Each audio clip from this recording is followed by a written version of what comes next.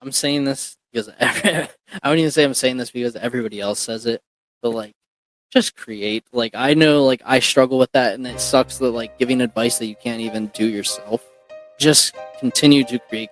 You are now tuning in to the Roughnecks Podcast with your host, Cole Nixon. Much love. What's up, everybody, and thank you for tuning in to another episode of the Roughnecks Podcast. Before we dive into today's episode, we need to talk about Roughnecks merch.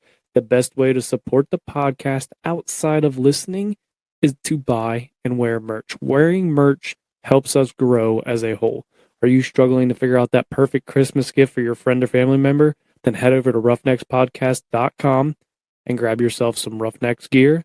So let's get into today's guest.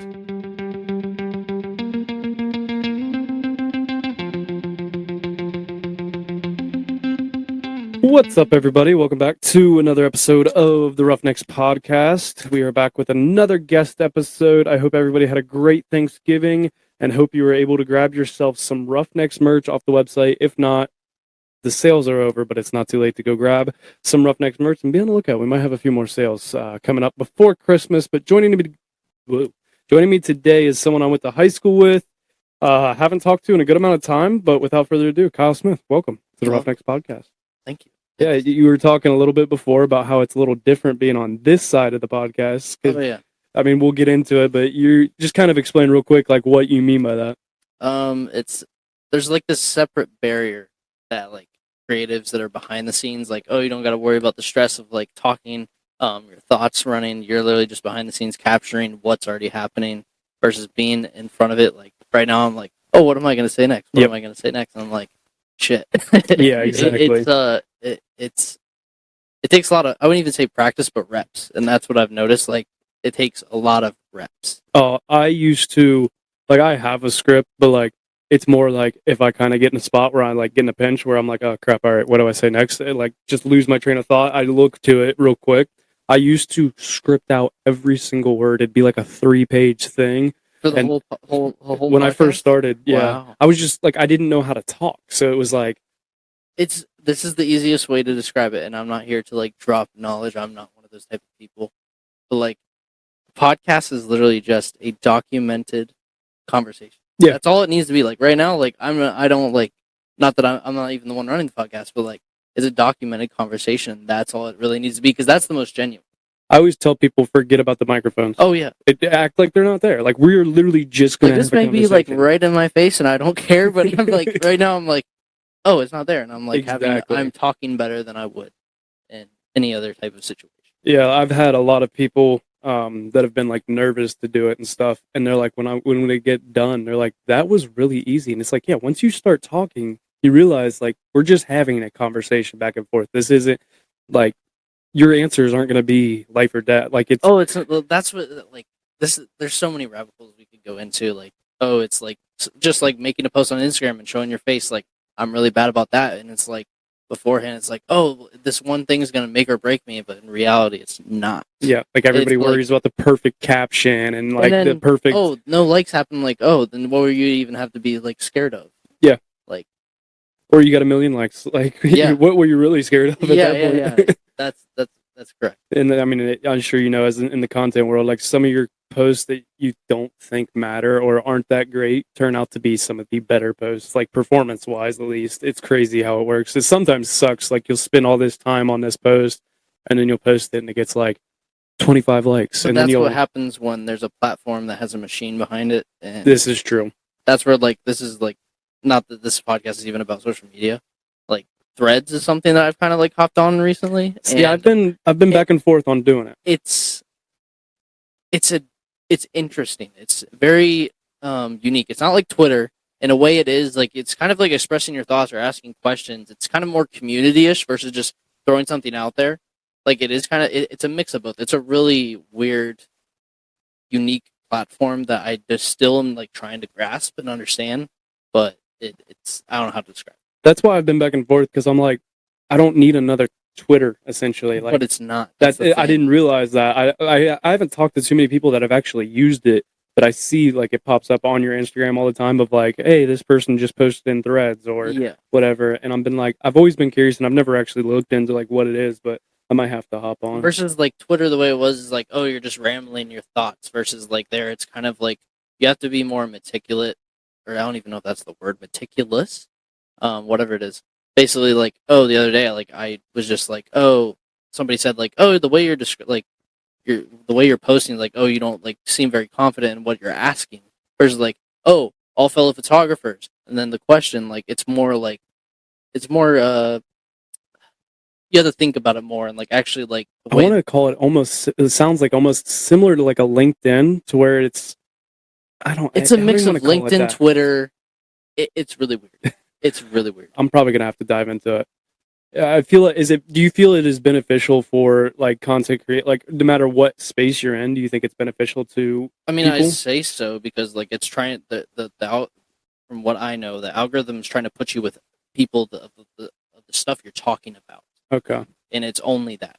But Okay. it'll change that based off. Oh, so you say you start talking about shoes, you might start to see a little bit more shoes. Which is the same. You like any platform, it's going to do that. But it's like if you, it kind of. I don't know. I really don't know how to describe. I don't it. think It's- anyone truly understands the algorithms of any of the social medias. No. And if you do, like, You can say a lot of people say they do, but then it changes literally weekly. you see posts all the time of like, do this and you'll gain X amount of followers and that kind of stuff. And I'm like, so tired of like look in the description type posts. Like I hope next year's like it's just so like it's so cookie cutter and just like it's also like in my head it like bogs me down. Like I don't want to make that type of post a million times. Like, yeah. fuck that. But like the people that do it, I get why they do it, because you're staying on the post longer. Because the algorithm wants it, but everybody else is doing it, so it's like nobody like I literally scroll past them. And I'm like, this is like useless. The first few times I remember coming across them, like I remember clicking on the caption and like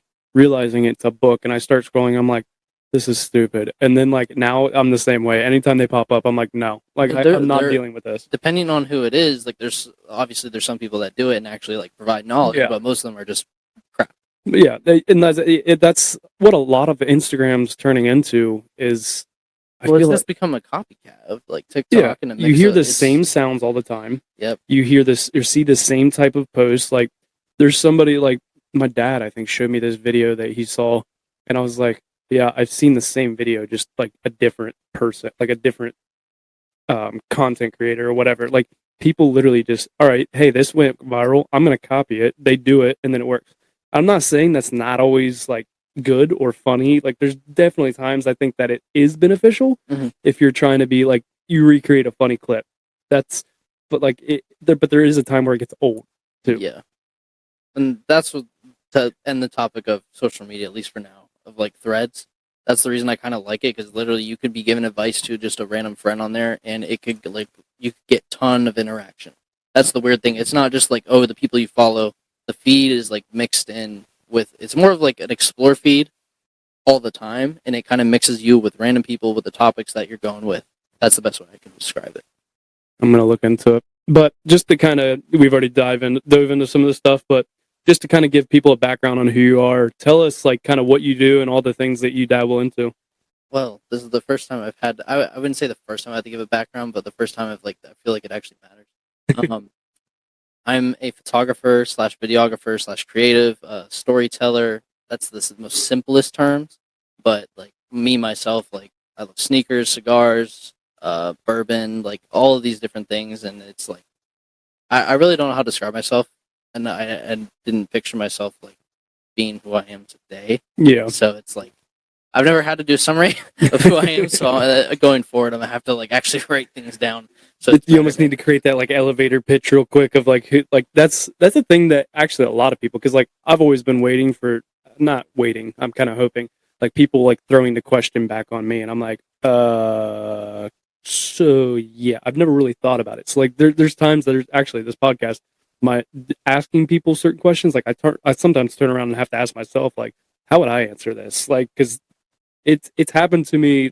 Trevor Scott has been one of the guests that he was like, what would you say about it? And I'm like, oh, I guess I should have thought of my own answer before I asked the question. Like, it is something that you should think about Because I feel like everybody should know, like, if someone was like, describe like who you are, it's something that we should honestly all work towards having at least a short answer. And it may not be perfect, but I'm guilty of it. I couldn't give a great background on myself right now. yeah, we should all like.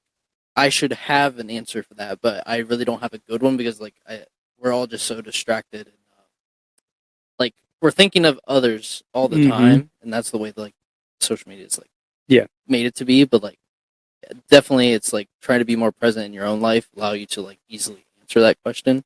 Which now I'm like actually gonna have to think about it going forward. Yeah, but so just some of the things that you do. What you work with, Corey Gregory and them, right? Yeah. So what exactly do you do for them? So there, I basically take product photos, podcasts. Let's see what else. Basically anything that is needed. There's not like a defined role, like whether I'm packing like orders. Like I'm doing it not all the time. Like I don't pack orders all the time, but like Black Friday just ended, so we were all like packing orders. Just anything content, I'm usually a part of it, and we just built a cigar room, so I was a part of that as well. Had to help because I do have some knowledge in the cigar industry, but not that that's the main focus of me. But like that's something I am minorly. I take a small focus on in my life, but yeah. I was gonna ask, like, what cigars you recommend, because like you're obviously a cigar lover. I like cigars. Like, do you have certain cigars that you recommend, or is there like you? I mean, yes, there's ones that like if you're not like including beginner, intermediate, like smoked some, and then like somebody that's smoked for years. If you're not including that conversation, then like there's a few like the La Vereda by Crown Heads. That's a new thing, new cigar that came out this year. It's about $20. Another one I would say, My Father Judge. It's a little powerful, but I mean that's one I've like. I feel like I started on that cigar. I think it was my second or first one. And then another one like this one's the blend. You can't get anymore because they remade the blend, but I have the original La Polina Oscuro. It's a really good cigar there's one of either the first or second cigar with the other one I just mentioned before that. So yeah, it's just. But if you're bringing up the conversation of like beginners, like anything Connecticut shade, okay. You don't want to like work your way up because if you start with a full body cigar, then like you're probably not going to enjoy your experience. Not at all. Yeah, I remember having one in high school, and I was like, "Whoa!" Like, yeah, if you don't eat like a proper meal beforehand, you're going to either want to throw up, like you just will not feel good at all. And I may have been drinking at the time too, so it was. I mean, drinking with it is good, but if you're like, I was way too drunk. Yeah, like you want to like actually like, oh, say you have a steak and then you had like some bourbon. Oh, let's have a cigar. Versus like, oh, I'm having a beer, no food, like I'm empty stomach. I'm gonna have a full body cigar on my first try. Nope, you're done. It's definitely not a good combination. No. But so how did you fall into the world with Old School Gym and Max Effort and all that? Well, it started with me wanting to do football in my sophomore year, which it was unfortunate. I would even call it unfortunate. It was in my mind, looking back at it now, I'm like, I wish I could have started sooner. Not blaming my mom, but she didn't want me to get concussions at a young age, which like at the time I really even didn't like love football. I loved Ohio State, but then I just watched over the years, and I don't know why I didn't like ask sooner. Yeah. But yeah, it started with football sophomore year. I just decided that I wanted to play football after I do have a football interaction in 7th grade that was kind of embarrassing, but I'll possibly release that later. But yeah, I signed up to play football, started lifting my sophomore year, and freshman / sophomore year summer, and basically played JV that year. And I didn't feel like at the time I didn't go after tackles like at the way I know that I probably could now, like using like that drive. Yeah. Versus like it took time. Like I learned the drive once I started lifting. Yeah. And lifting at the school, like not saying it was bad or anything, but more so like I didn't get that drive yet because I didn't know how to like harness it. Yeah. But after that first year of football, I decided I was done. Wanted to do a little bit of hockey, just because that was another sport that I liked and I liked to skate. But that didn't really work out either, just because I'm fucking 16 and other kids start at 5 years old. Yeah, a lot of those hockey guys start when they're young. Yeah, that it just sucked that I couldn't do it at a young age to possibly be good, even though I know I'm slow, as in speed, not mentally. But yeah, I decided that I just wasn't contributing. Coach Sev obviously wanted to keep me for some reason, which thank you for trying, but I knew I didn't have the value that was there, or was necessary for me to continue. So then I was like, I just want to lift.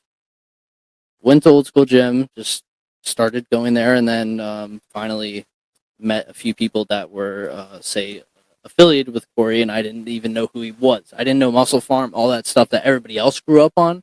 I didn't know that, so I'm the only one there that did not know any of that existed. Huh. Yeah, the football thing, walk-ins was different when it came to football, and it is weird. Like you talked about like not going after tackles and that kind of stuff. That it just comes with time because I remember like I started playing football when I was in 5th grade, and like my mom made like I was begging for forever because I had an older brother who graduated in 2010 from walk-ins, and like I grew up watching him play football, so like I always wanted to play, and I grew up loving Ohio State and all that kind of stuff. So it was one that I wanted to play so bad, and I finally got her to say yes in 5th grade. And honestly, starting later anymore today, with things coming out with concussions, it's not always a bad thing now that I'm looking at some of the stuff. Like, But the only thing is, if I was lifting, say, from like 10 years old to then, Yeah. I think I would have been fine. yeah, It's just like I didn't have any sports before then. Like I may have played like soccer for a year or two, but it was never something like day in and day out, years after years. Like I just didn't have that. So that maybe like that's the like I was just thinking of when you were saying that, like, why didn't I speak up sooner? I think it was just because like I wasn't like working out and that type of stuff. Yeah. But I like finally like I not to bring up puberty, but like I was pudgy when in middle school, and then for some reason I hit kind of a growth spurt where I became skinny again. I was like, what the fuck's going on? And I was like, okay, I actually want to lift, yeah. and that's kind of where it started. Yeah, see, I grew up with my brother, and I like he would take me to lift with him sometimes. Like when he'd go in for like an extra workout or something, like I'd come with him. Seth would let us in, and like we'd work out. I remember sitting. I got done with practice, and we practiced up on the practice field. Yeah. And bid like little league, and he picked me up from practice, and he was like, "We gotta go watch film," and I'm like, dude, I just want to go home. Like it's like 7 o'clock. Like I'm ready to go home. At that age, they don't understand film, and I never got to actually like be like one of the people that like got to just watch the film. I think that's actually like a fun part of Dude, football. I hated film up until like, freshman year. For some reason, like something clicked at me, and I just started watching film. I think actually what made me start watching film more is I actually watched for my own highlights. Okay. So that's what. But then, like all of a sudden, like I was already watching film, and I'd start to pick up on. All right, I see that I'm doing this, but I also see that what this team's like. You just start to pick up on things as you're watching. And when I went to college, it was a whole different animal, and I only went D3, and it was like, do you remember any of like how Warrington broke down film?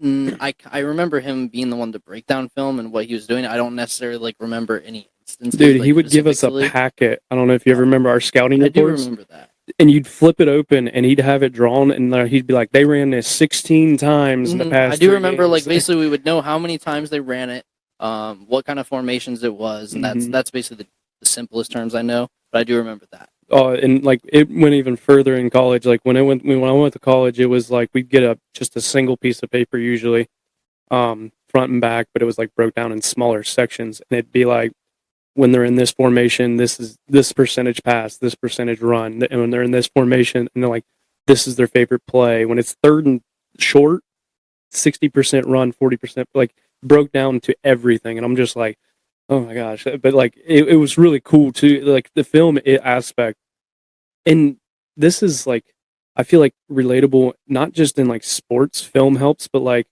you won't have film on like your work or something, but like performance reviews. They're very important to look at because they are essentially like watching film and looking at what you do good, what you do bad, and just kind of gauging off of those.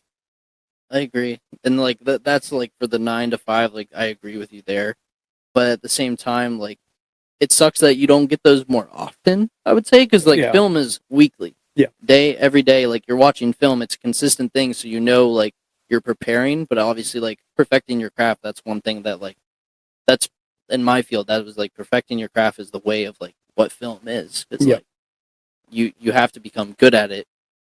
It's repetitive. It may be boring. You may dislike it or whatever, but like it's the only way to get better.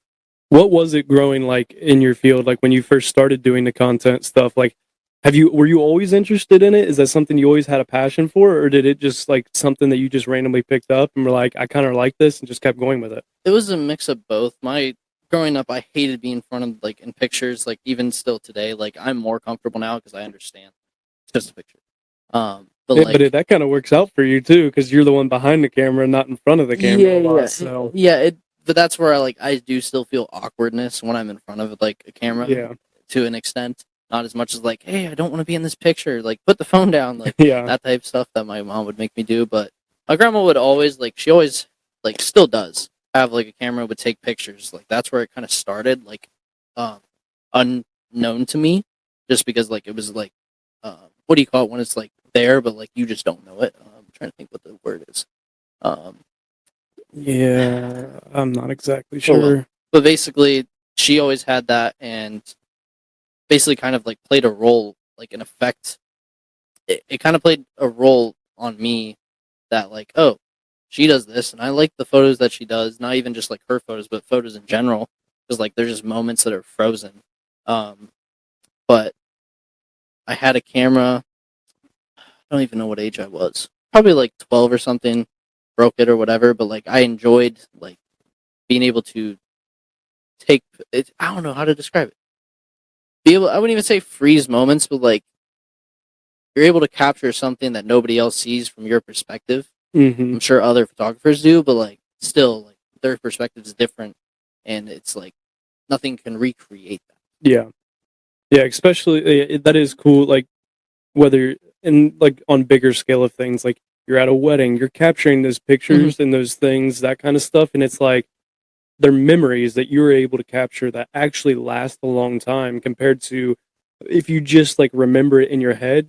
Sometimes it gets a little fuzzy, or like you kind of forget a little bit about this or that and that kind of stuff. So it is really cool. Like that's one of the things that is I've always thought photography and videography was cool. I've just never actually put in the time to like get into it. I got enough freaking things. I probably shouldn't We pick all up do. another thing. We all do. It's especially like as I'm getting older, it's just like all these things I want to do. Like if I made a list of the things that I'd love to get into, whether it was like leather, woodworking, freaking guitar. I've had this guitar down here for freaking a year probably, and I've played it a handful of times, and I got serious for it for like a month, and then it fell off and that kind of stuff. There's so many things that we dabble into that we want to work at, but like it's hard to prioritize a lot of the times which is it for you. Like for me, when it comes to the podcast, like it takes number one priority over a lot of other things that I'd like to do. I agree with you there. There's so many things that like I want to do or like have been wanting or need to get done. I know like a quick helpful tip that I like thought of when you were doing this. Like I've noticed that I do better when I literally write it down like in a list of, hey, this needs done in this order. Yes. It's as simple as that. If it's not on paper, I will most likely forget about it at least 10 times. I don't know if you see that stack of post-it notes over I do. there. Every night, like I come down here, every time I come down here, or pretty much every day, even at work, they give me crap because I'm like, all right, what's the plan today? And they're like, well, we need to do this, this, this, and this. And I'm like, I write it all down. And they're like, what are you doing? And I'm like, I have to have a list. Otherwise, I will forget. And Will I forget all of it? No, but will some of it? Yes, Yes, because like- then they'll be like, oh, and then people will be mad, like, oh, of course you forgot. Like, And I'm like ADD brains, like I'm here and then I'm over there. yeah. And So like, if I move over to do something that's actually more important, I'm gonna forget about the least important thing. Yes. But I know that I still need stuff. yeah, I'm the exact same way. List, I don't know. And like people, sometimes you can take lists too far. Sometimes Yeah. I do. Sometimes like I have, like at one point I had like 4 calendars and like it was like a daily calendar, a monthly, and I was like, I need I to think stop. that's too far. Yeah. I'm I not cut gonna- back I'm not on gonna- it a lot. say anything about my girlfriend's not even bad, but she'll like want something like a budget book. I'm like, why do you like in my mind? This is just my mind. Why do you need that? Just write it in your notes section. You just have to open a note. You don't have to like go get something special Mhm. because like you're just. I would say in my mind, if I do something like that, I'm delaying it from happening sooner. and I can forget about it versus like, hey, I can do it on my phone. I understand like some stuff does need to be on paper. So like you're just delaying the inevitable of you doing it. So like just you can do it. You don't have to delay it. Do it in your phone. Not saying like you can still do stuff on paper, but like I think like, oh, I need a notebook to like write down stuff that's important. No, Yeah. you have the note. Like obviously, I'll talk about another thing later, but like the note section on your phone, even though you can get distracted on your phone very easily, it's very helpful. Oh, it is. I started using it like I use it a lot to like, especially like brainstorming. Like when I just scratch things down, like because I'm also a person that when I think of it, I have to write it down. Because like when I'm laying in bed, when I come up with so many ideas for all kinds of different things, and by the time I wake up, that idea's gone. Like I forget about it. But now I usually like keep if I think of like something for the podcast or something that I need to remember tomorrow at work, I just write it in my notes.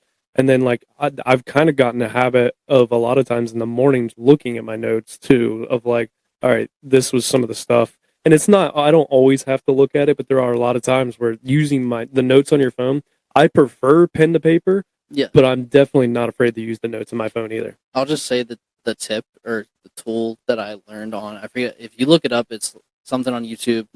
I forget who it is, but they said like forget the phone because it's like it's like super easy to get distracted. Like you're gonna get distracted no matter what. Just get a tiny notebook, buy like 4 of them at Walmart for like $5. Keep it in your back pocket. It doesn't matter. Oh, you sit on it. The notebook's not gonna care. Yeah. Literally, like you can't get distracted because there's nothing else there other than your thoughts, and you just write it down, and it's always gonna be there. That's what a lot of comedians do. A lot of them have a notebook full of ideas and jokes and that kind of stuff. Because Bert Kreischer's talked about he lost his one time out, and he's like, Well, somebody. I'm sure he probably started to freak out. Oh yeah, he wrote his name on it, and everybody, all the other comedians were like, "What are you doing, Bert? Why did you write your name on it?" He's like, "I wasn't famous at the time, so like I didn't think of it."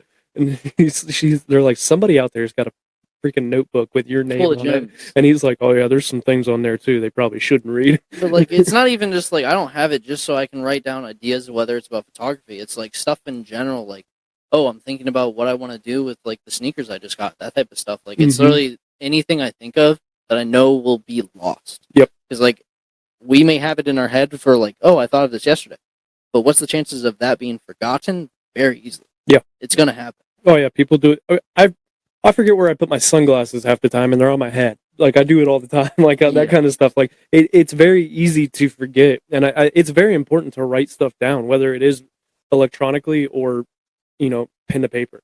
And we can we can only handle so much. That's why we tend to like, oh, you go to do something more important. That's why you forget about it because we can only like handle so many tasks at once, and your brain's just gonna put it to the side. Yeah, it's like technically, so like I don't know the whole science behind it, but everybody's like, "Oh, I'm multitasking." I'm like, your brain actually can't multitask. Like we may be able to physically multitask, whatever, but really, like our brain in a way can't. Like it's thinking of this and it may be bouncing back and forth really fast, but you are only focusing on one thing at a time. you can do probably 2 subconscious things at once. Yes. But things that are actually conscious, like I can't write and listen to a podcast at the same time. I really can't.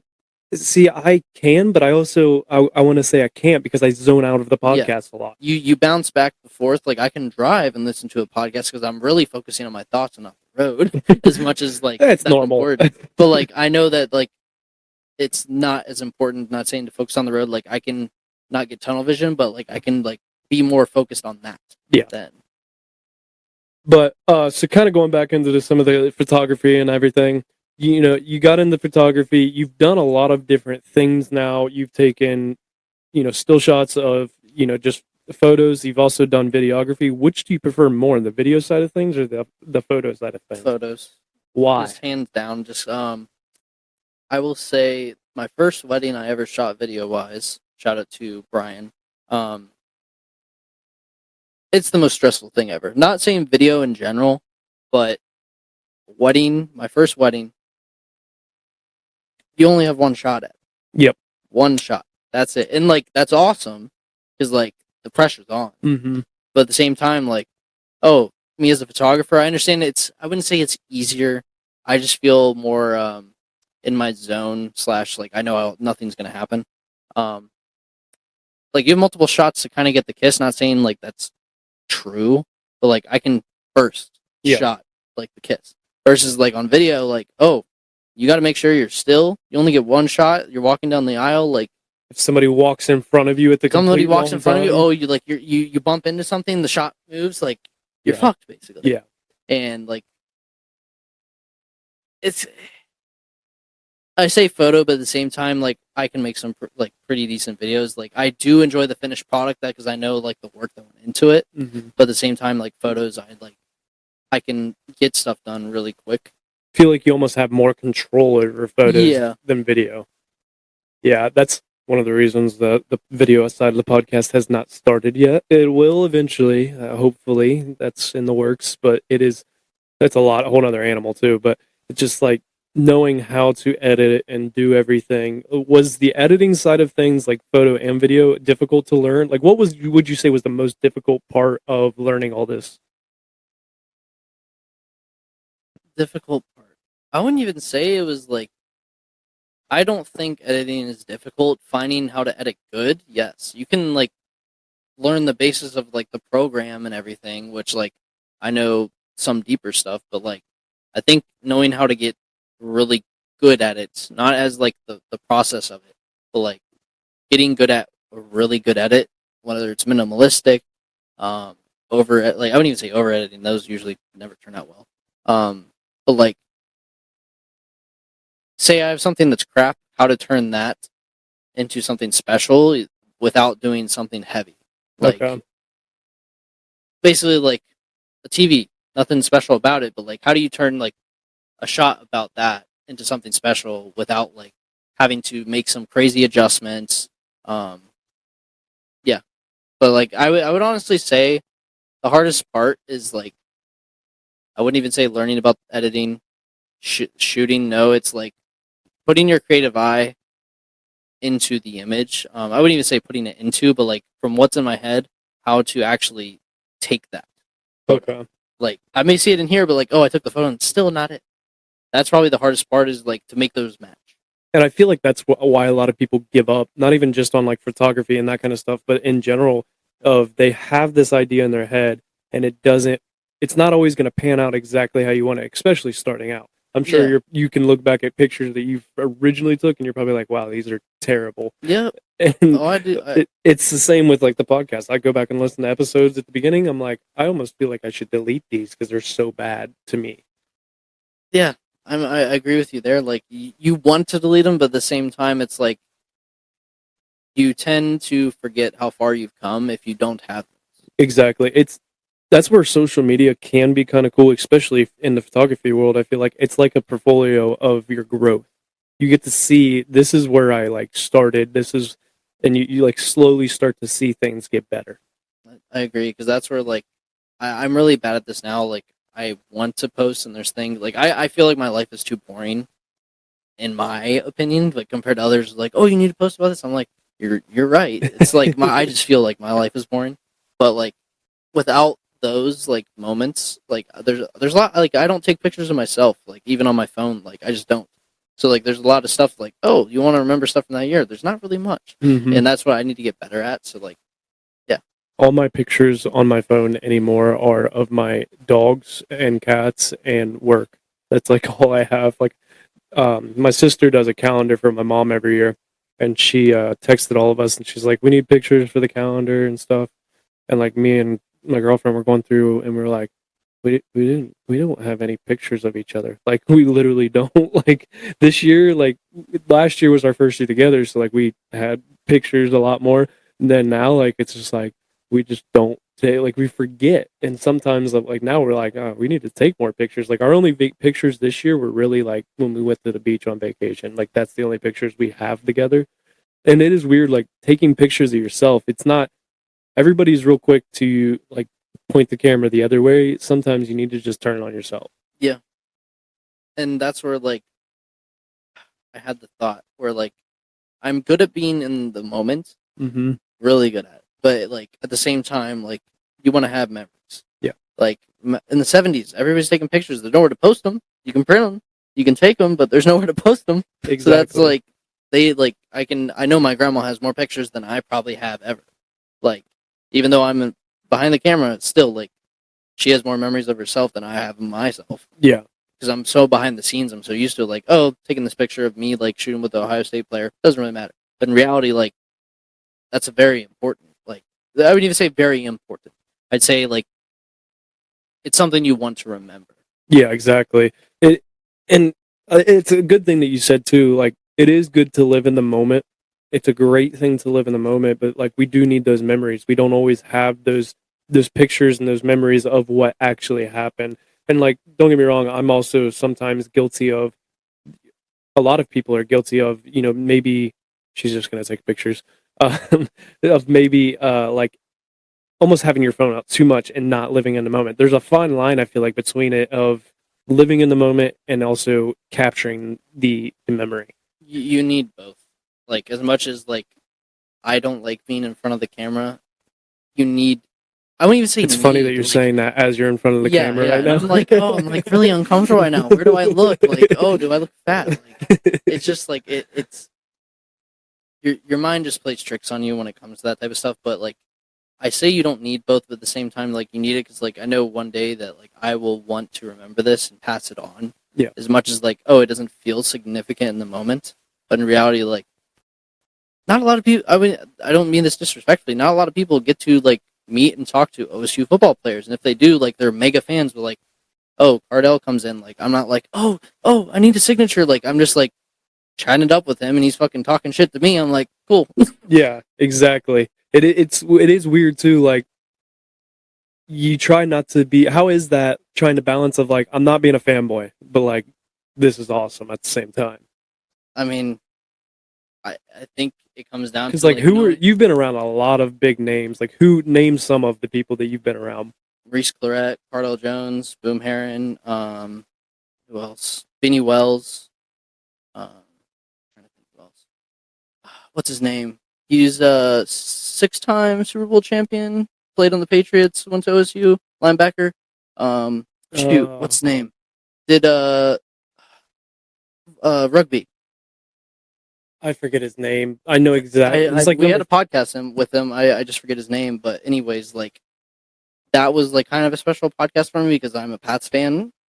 RIP the Pats right now. It's just we suck, Matt Jones. Please leave. But like it was important for me because like I became like I'm jumping off topic, but like I became a Pats fan when we lost to the Giants, which is kind of really weird. But like it just like that dynasty is like something that's like probably never gonna happen again. Yeah, like and as if much it as does, like they won't be in our lifetime. Yeah. I mean, if Patrick Mahomes does, kudos to him, but like I don't think like he's not taking the pay cuts that Tom Brady took. Nope. Like that's not a lot of people do that. Yeah. Very rarely. Like he should have a lot more money than he does. Not obviously he has a ton, but like he took the pay cuts to be able to get the opportunity to have the team that he needs. Yeah. Versus instead of being selfish, he was selfless. Yes. To be able to get a chance to win that many Super Bowls. That's the thing is like a lot of people like hated Tom Brady when he was in the NFL, but like there's nobody that can deny like what he did was great.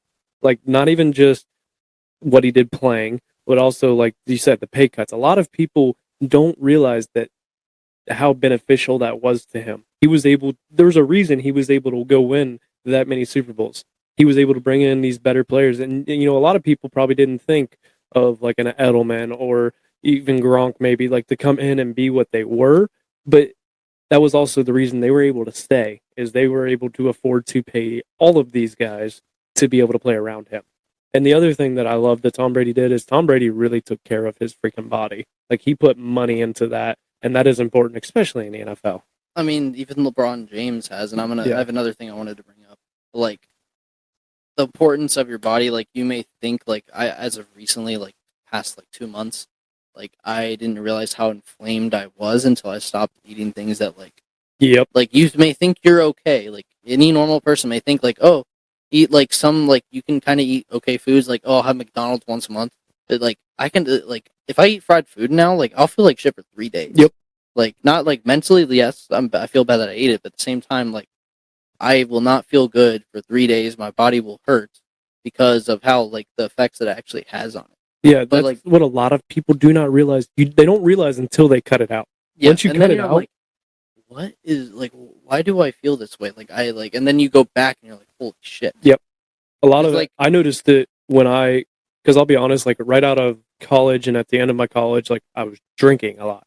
And then like when you kind of slow down on the drinking and like you not even necessarily cut it out, but like really cut back, all of a sudden you're like 2 beers and you're like, man, I'm good. Like I don't need to drink 12 beers a night. No. I'm perfectly fine. And like with fried foods, it doesn't leave your system for 7 to 14 days. Like you're inflamed that long, and like Mhm. that sucks. Yeah, oh yeah.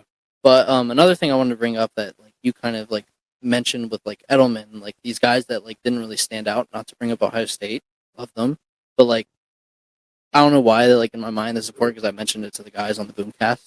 Like I don't know what you'll think of this. What is the importance of 3 stars, 2 stars to a team? Nothing anymore.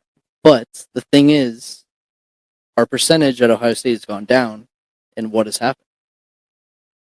Oh, That's what fair. I'm trying to get at. Like, not to really make this an Ohio State podcast, but like, that's something that's crazy to think of. Like, our percentage has gone down. Imagine you're a country kid that's grown up loving Ohio State football, and you graduate high school and you don't get an offer at all, and you've been wanting it your whole life, but Michigan offers you. Imagine the power of that. Like, oh, you would have had the power to go to Ohio State. Imagine that drive, but now you have the hatred, which is a whole nother drive. And you're at Michigan and you're like, oh, I'm going to be a 2-star, become a 5-star by the time I graduate and fucking kick their ass. Yeah. And that's kind of what happened. I understand there's like other stuff like cheating going on, but like I think like the tides have turned in a way like we haven't like captured Ohio in a while. Yeah. And there's another thing kind of going off of that. I've heard, and I haven't looked into this at all and known, but Ohio State is not recruiting as heavily in Ohio as they used to. No, the percentage has gone down since whether it's Trussell to Urban. Like Urban still had a decent amount, but like I think we're less than 33% is Ohio guys. Yeah, which it used to be a lot higher. Like But- imagine like you're a D2, like I mean say D2, like a 2-star, like the power of like even just having the kids, like you're basically taking away the power from Michigan for them to create a monster. Yes. And every school in the country, especially with NIL now, like Yeah, I understand having like great players, but at the same time, like there's something. Don't get me about, wrong. Because Marvin Harrison's not from Ohio. Yeah, right? no, I understand. Like I understand even Urban's players. Like we didn't have, like we still had players that were out of state. Mhm. Now I understand that, but like having a number, like there's kids that do not understand the importance of that game, and it's not even just that game. Like the rivalry between Ohio State and Michigan, it's like something that is like other fan communities may hate on it, but like there's nothing else like it. There, in my opinion, it is the biggest rivalry in sports. There's no other, as far as I know, there's no other college team that plays the exact same time every year, and it decides their season. Literally not like Their season is either over or it's continuing. yeah, and especially before the playoffs, like if you were in the number 1 or 2 team, Mm-hmm. even if that team was the worst, it decided the other team's season. Yes. And all that other team wants to do is beat you just to ruin your college champ or your football championship. Versus every other team, and I would say every other team in like college football. If you lose at the beginning of the season, it's way better than losing at the end. Yeah. Because then, they're coming back. They have one loss, and they're able to possibly get back in. Exactly.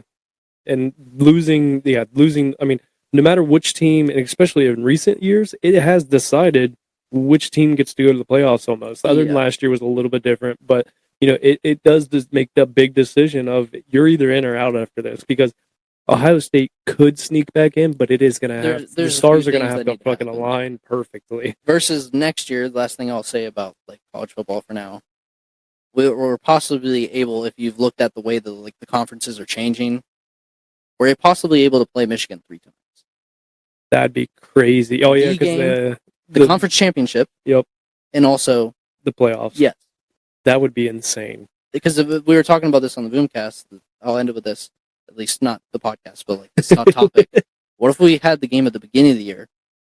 Whoever lost one, you get to rematch in the conference championship instead, and then bam. Yeah, because I feel like that's just going to hurt Big Ten ratings. Like if you go from 1 week playing them to playing them the next week in the conference and then championship. another. Yeah, possible. like I feel like that's going to hurt ratings. And, Either like, ratings, I mean, it just like does it become less important, or does, I don't know what's gonna happen, but it just like a thought that just think about. that's crazy. But so kind of going back, we were talking. I asked you about, like, you've been around a lot of these big names. What's that like? Kind of balancing of like the fanboy versus like also like this is business at the same time. I mean, I think it just comes down to being calm, collected. Like, what would they want out of like a fan? Like, I wouldn't even say like, oh, tailor yourself to be like the perfect fan or whatever. But like with the people that I meet, it's like just understanding like, oh, what's respectable, and like what would they like. Oh, you want them to be able to come around, or even like they even give you your phone number. That's fucking awesome. Like to be able to talk to them someday again. But like just understanding like, oh, you don't have to be like all crazy about it. Like they want they want to be treated like a normal person. Yeah. As much as like they like just like I don't feel like I'm anything special or like up here like compared to other people, but like people are like, oh, I love your stuff. I'm like, thank you. But like I also like love feeling just like a normal person, having this like casual conversation, because it's just like it's the way humans are. Exactly. Yeah, I actually golfed with Kyle McCord over the summer, and it was like, Honda McCord. yeah, It's not that as reliable as that. we're gonna skim past this part, but and it was like one of those, like, where, like, don't get me wrong, like the day before and stuff, I'm like, holy crap, like I'm gonna go golf with this guy. But then like when you get in the moment, you're like, it's just another dude. Like, Yeah. I want to treat you just like another guy. Like, we're just playing around the golf, and that's all it is. And it once you do that, and I feel like they appreciate that so much more. Don't be all like, oh, dude, like I'm super pumped, like I love you, this, and like just be a normal guy. Yeah, because then they're like rolling their eyes when they're looking away, like this guy's. Yeah, like just be normal and have a normal conversation. Like, don't get me wrong, you want to ask for an autograph at the end? Sure, maybe you can do that, but like you don't start off like, dude, can I get your autograph? Like, Yeah. definitely don't do that. And like if you're lucky enough to get around people that are, well known or famous, if you want to call it, just be normal. It's so hard. Like I see it all the time, especially like now with the NFL and like the Swifties. Oh my god, That's a whole that's a different animal. that is a I don't even know how to even describe that. But But like being the people that like I've met, like I'm not saying they're like famous people, but like I grew up watching Ohio State football and Cardell Jones, JT Barrett. Like I've never met JT. At Braxton, like I've worked with him, but like I've never asked any of them for autographs, as much as like, oh, it's like inside I'm like still like, oh my god, I'm meeting them and talking to them and working with them, like it's crazy. But at the same time, like I know I'll see them again. Maybe someday, like, oh, I'll get something that's actually of importance. yeah, They'll be like, holy shit, you actually have this? I want to sign this. Like, whether it's like a card or something that's like very rare of theirs, that's what I would rather have, and like actually have that relationship with them than like, oh, it's an interaction. I'm getting an autograph. See ya. yeah. Like, That's I would always I can't wait for the day. Honestly, like I'm not like autographs are cool. Don't get me wrong, but like, how funny would it be if someone's like, dude, check out this autograph? You're like, yeah, I work with him like yeah, all the time. it's different. I have his phone number, and it's like they're You're like, hey, Cardell Jones, talk to my friend. He's Yeah. like, what's up? Like, dude, his personality is like, not to bring like Ohio State back into this. Like, I never knew his personality until he like in person came to like our place, because like all you saw was just him on the field, yeah, and not like really anything media wise other than maybe like an interview after a game. But like, he's a funny ass dude. he seems like it. I've listened to some podcasts with him in it and stuff, and he just seems hilarious. Who is like one of the favorite that you've worked with? Favorites that I've worked. I'd probably say, whether it's Ohio State football, probably like Braxton, just like the way you can just feel the energy coming off of him. The person I would love to work with is JT. I'm not necessarily sure what it would be, but just like the feeling that like the stats that he's had, they're just ridiculous, and I like just feel like the talks that I would have with him would be awesome. Possibly. I never got to work with this person, but like Arnold, he walked by in the Arnold Sports Expo, and that was just a moment like he was just walking by, and like the candid of him just like with people surrounding him and his like entourage, it was crazy. Another person, this is just a local Ohio guy. I forget his name, but he's one of the best models that I've ever worked with. I'll even pull up his stuff. I just never know how to pronounce it. But like, out of any person I've ever worked with, he like I don't have to model him. He is a model and like just knows what to do. I'm probably gonna butcher this. Adamola, I'd say Adamola, yeah. Adamola, Richards, Adamola Rizzi on Instagram. Like he's just an artist. Like I don't have to tell him what to do. I'm just capturing what his body does, like in the art. Makes your job a hell of a lot easier. Yes. I feel so uncomfortable posing people like, oh, put your arm on your like on your hip, like look over this direction. It just feels so unnatural and fake. Versus like he's just already in the moment, like creating like his masterpiece of what his himself. Yeah, what's your favorite type of photography to do? Because you've done, products, you've done people, you've done weddings and that kind of stuff. Like, what if you had to pick one to do? Which would it be? I'd probably say either candids or inanimate objects, whether it's like product shots. Because like there's some crazy stuff that you can do with those, but like I'd probably say candids. Like, excuse me, like I don't know what it is, but I would even say the word candids. I don't even want to say like memories. I like people in their element. Like a good example of somebody that I would love to work with is Russ. Just him. Yeah. I don't know what it is about him.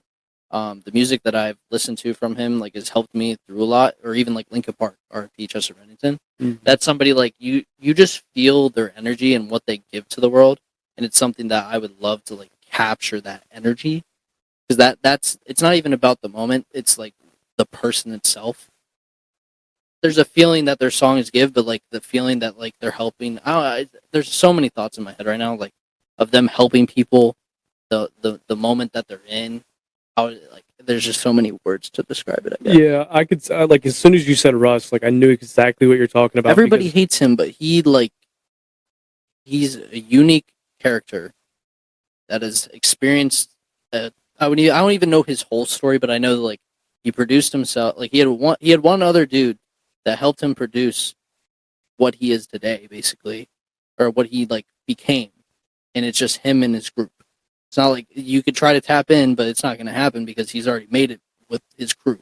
He's literally manifested like anything he said he was gonna do. Yeah, I know exactly. It's very cliche, but anything that like he said it in songs. Like this is what's gonna happen, and then it happens. Like, and he talks about like the industry and the way like people don't want to like talk about it. Like, oh, there's shady stuff that happens, and like everyone wants to be a mumble rapper, like that type of stuff. Like he's just real. Like, and that's what people hate is like realness and like exposing what it really is. That's what sucks with today's world.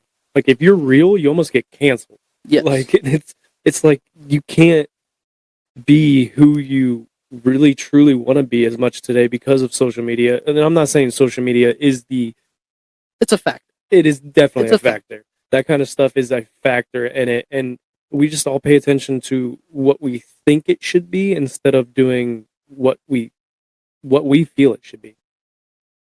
And that's with a lot of things anymore. Oh, it is.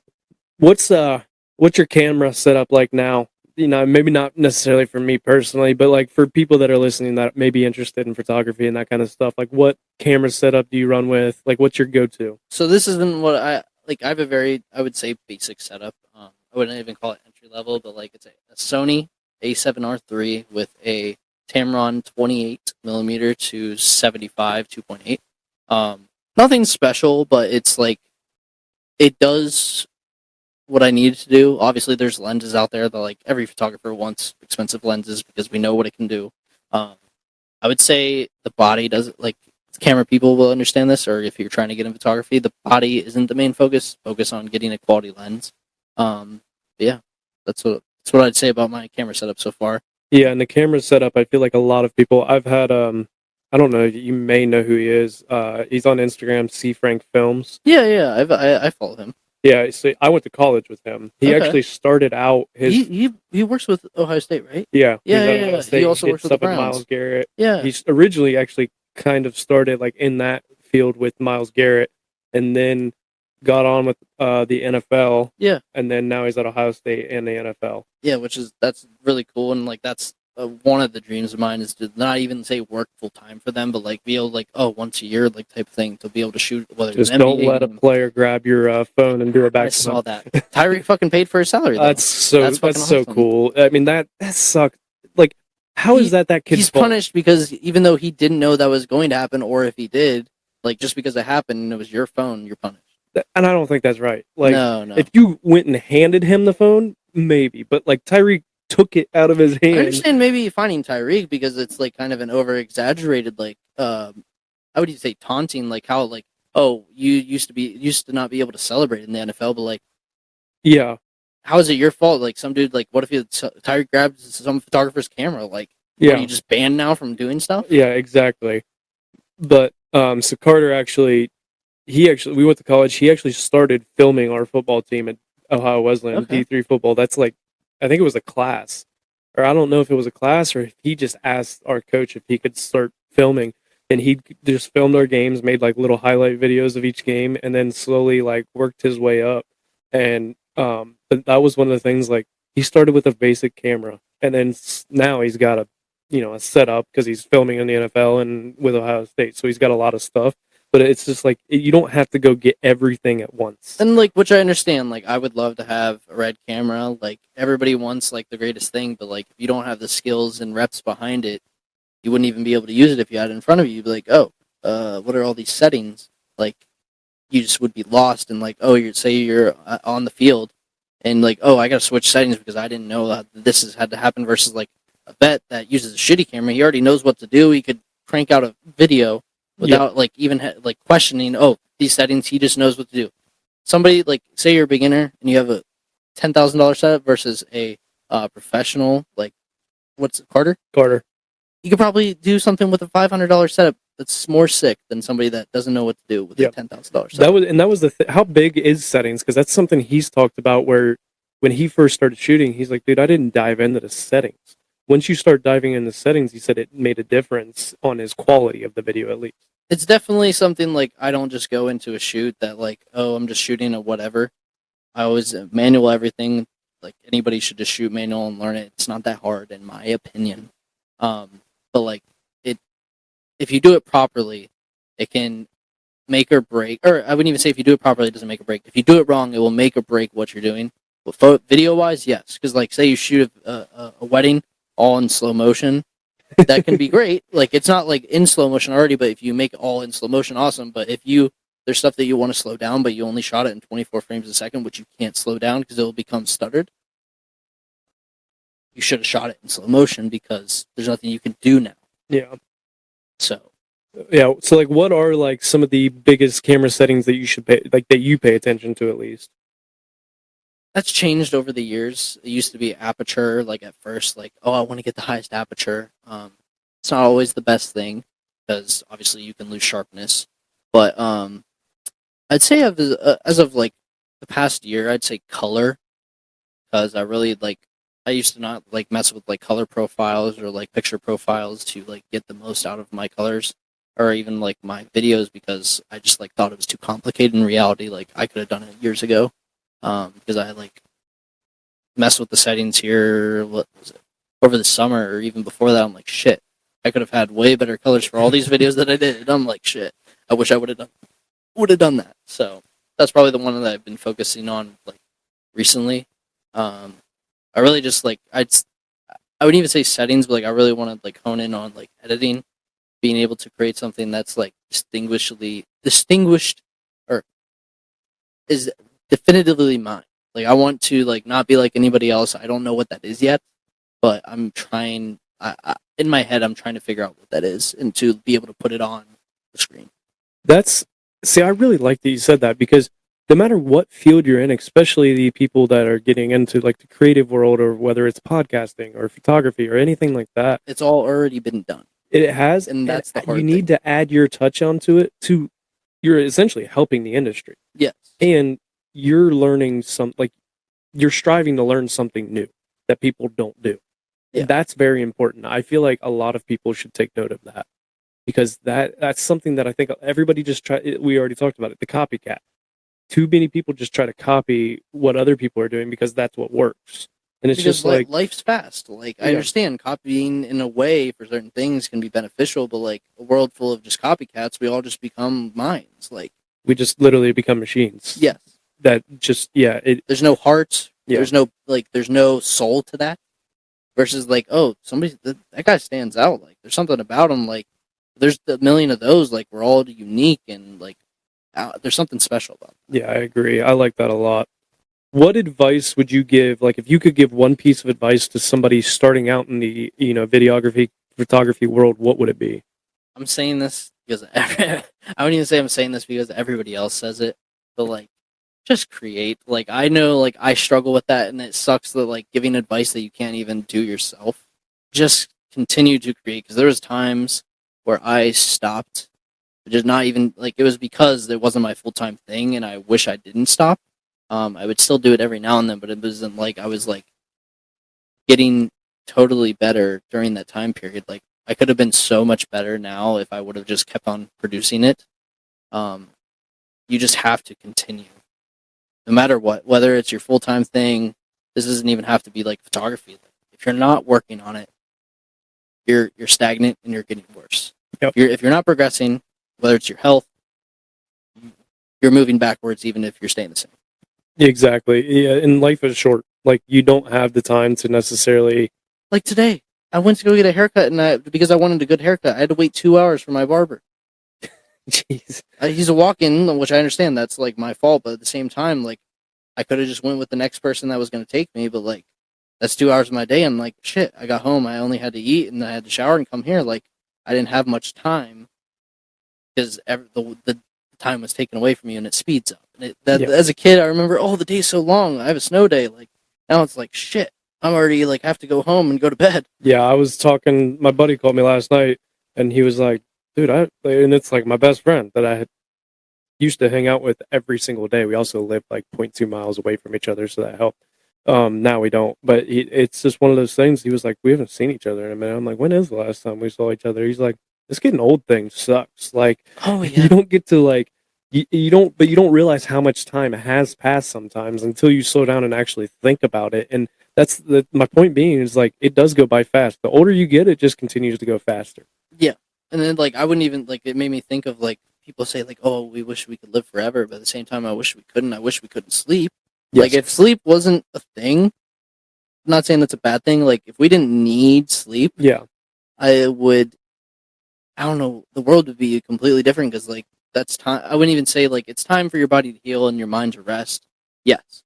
But if that wasn't like a thing that you needed, like it was necessary, like so much time would be given back. And I feel like our world would be so much more advanced like than it already is because like people would be able to like spend longer times focusing on their ideas, their passions, and that kind of stuff. That it would be, I don't know, it'd be definitely a unique thing. If I would much rather, because there's so many times I'm sitting down here and I'll get in a rabbit hole of like, researching about something or whatever, or editing and making clips and doing this, and all of a sudden it's like, man, I gotta work in like 6 hours. Like I gotta go to bed. Like, and it just sucks because it's like I want to keep going with this because like I'm in the zone and I'm actually learning. Like I'm focused on it, but like you have to go to bed because you need to sleep. And I'm like I can't afford to oversleep another day of work. I need this job. Fun fact for you. I just did the math. If in 1 year you sleep 2,920 hours, at least if you sleep 8 hours, for 50 years, 146,000 hours Now, taken away. Divide that by 24 real quick. 6,083. 6,083 days that you're asleep. Doesn't seem like a lot, but imagine if you had all that time to like focus on your passion or focus on something that could benefit you. That'd be insane. Well, also there's like the counter argument for that. Would time be so much faster because you're not sleeping, or would it be slower? I don't know. Or would procrastination be even worse? There's so many different factors to it. Because like, would you be drained? Like that's another thing with like sleep. It's not just like because your body needs it, but like it allows you to reset. Yep. Yeah, I mean, don't get me wrong. There's times I'm in rabbit holes and I'm really invested in something. There's also times that I'm really frustrated with something, and thing that I have to do a lot of times. Like, I've been down here editing before and doing things, and I just get pissed off. I walk upstairs and I sit down on the couch for like 10 minutes because I'm like, I need a break.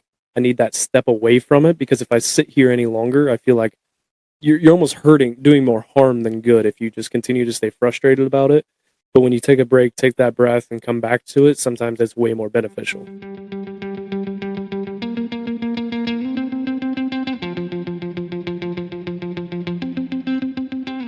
Christmas is approaching, and if you're like me, you are procrastinating getting Christmas gifts for everybody. Well, you might be in luck. Do you have someone that you were shopping for that enjoys golfing?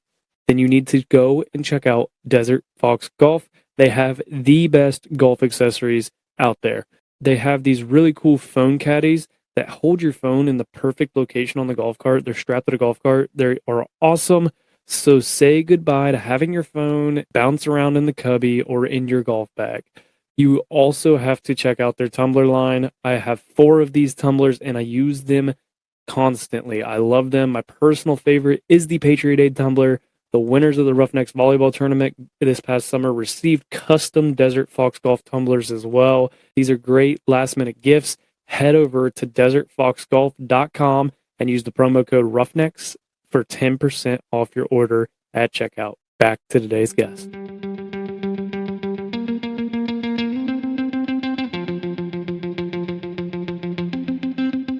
But another question I wanted to ask you is, like, what was the best way for you to learn about everything and kind of really get into it? Was it just, did you have like someone that you looked up to, whether it was social media or like books that you read or anything looking on the internet, or did you just kind of, explore it yourself?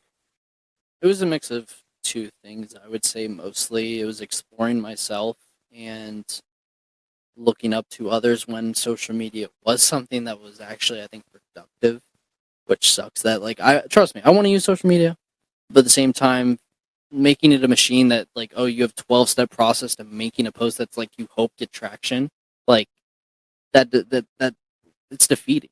But I would say, like, it was mostly experimenting. At first, like, oh, I just started on an iPhone for the person that I was like shooting with, and then it's like, oh, I know I need to get a camera. I wouldn't need to say need, but like it's necessary to bring the quality up. And then it's like, oh, a new gadget, learning.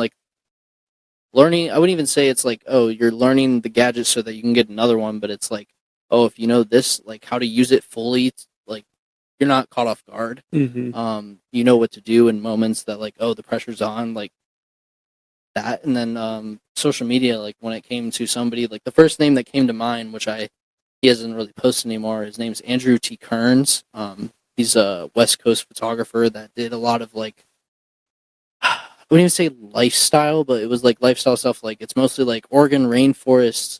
It's just like the West Coast vibe of like Washington, like rainy days, that type of stuff. Like A-frame cabins. Just him traveling in like his van. Like I don't know how to describe it. Not saying that's who I want to be, but it was something at the time. I'm like, wow, like this dude like is like fully ingrained in like who he is and like what he wants to do with like his passion of photography. Yeah, and that's kind of going off some of the things that you said earlier too. I think it's good to have someone to look up to, whether it is on social media or anything like that. Find somebody that like inspires you, but I like also, you talked earlier, add that special touch of your own. Don't copycat them. You can definitely take things. I think it's very important to take things from other people that they're doing that you like, that you think are right, but also don't be afraid to add your own touch to it. Well, that's the only way you're gonna innovate is like if you're doing the same thing as everybody else, it's like nothing's new. I feel like it would get very boring at that point too. Well, it's boring after like a few days. Yeah. And like that's the only way like you're gonna be able to, like, I wouldn't even say we as like humans, like that's the only way we're able to create change is by looking at others, not saying comparing, but like, oh, I like this from that person. I like this from that person. Like creating a defense for a football team. Like, oh, you like these aspects with these players. Oh, with a car, like you like the way this body panel looks. Cigars, I like the way this tastes. Like, let's add this because I like this. Like, innovation is necessary to continue like stuff to be new and not be stale. Not saying that that's bad. Boring is good, boring life is also good, but like I don't know how to. I'm kind of rambling Well, like there. look But at like, look at a company. If you just do the same thing over and over again, you're eventually going to die out. yes, If you have to have innovation in there to continue to excel and succeed in whatever it is. And that's the same as whether you own the company, it's the company itself, you work for a company. Like you have to, and like I think too many people are afraid, which I feel like that's one of the things that kind of almost is nice for you. I feel like at old school, and I don't know this for sure, but you're allowed to put in your opinions and say like, hey, why don't we do this instead of this? Or what do you think about this? Like bringing your ideas. I think too many people are afraid to speak their ideas for a company, or like especially in like a 9 to 5 corporate world, a lot of them I feel like are afraid to voice them. But really that can help you maybe get a promotion, or maybe it makes you stand out, and maybe you get that little extra Christmas bonus money, or you get a little raise and that kind of stuff. I think it's very important to always be innovating, but also understand like not every innovation is going to work. oh no, You're going to have a I'd lot rather of trial like and error. I wouldn't say I'd rather fail than succeed, but like from the failure you're going to learn and then come back better, and that's why I would rather fail first than One of the succeed. things I've said on this podcast so many times that I haven't said in a while actually is you learn more from your failures than you ever will your successes. Yeah, because like like if I fail, I know that I'm going to come back better. Versus like if you succeed and you already kind of knew that you were going to, it's not that as important. Mhm. Versus if you failed and like I came back, like it's like it feels more important. Everybody loves a comeback win. Everybody loves the Cinderella story of being that team that's an underdog that comes and beats that team that you're not supposed to. It's the same in life. We love, being doubted almost. We love when we have adversity in our way. Not in the moment, we hate it. We absolutely don't want it to be there. But when we learn to innovate and adapt and change through those adversities and those failures, that's when you just become better at whatever craft you're trying to, perfect essentially. And as sad as it is to say, the first thing I thought of when you were describing this is Michigan. Yeah. They had everything to fight for. As much as like if this is true, what's like happened the past 2 years, that still like if those other players didn't have anything a part of it, like that energy is being fed to them. Fake it till you make it, and it fucking made it. Yeah. Like they fed into it, held up the fours. Assistant coach crying like it fucking worked. Mm-hmm. And do we wish it didn't? No, of course not. We wish it didn't work. Yeah. But it took them to where they wanted to go. Exactly. Yeah. It's adversity and just failures and those kind of things. Too many people are scared of them.